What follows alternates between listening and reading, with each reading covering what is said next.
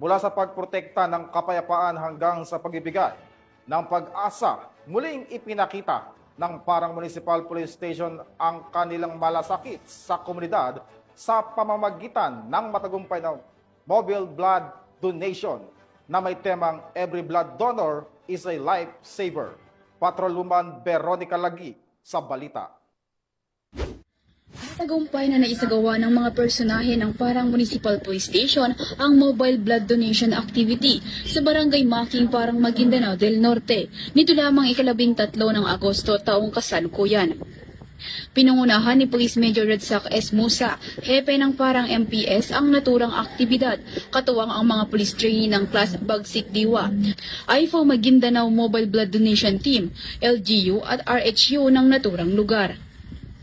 Ang aktibidad ay may temang Every Blood Donor is a Lifesaver na may layuning makalikom ng dugo upang makatulong sa mga pasyenteng lubos na nangangailangan at magsilbing dagdag sa supply ng mga ospital.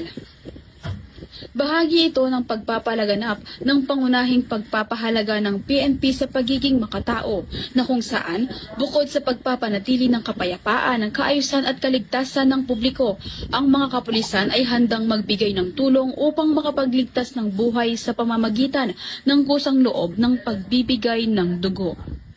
Mula rito sa rehiyon ng Bangsamoro, ako ang inyong Police News Network Correspondent, Patrolwoman Veronica Lagi, alagad ng batas, taga-taguyod ng Balitang Pulis.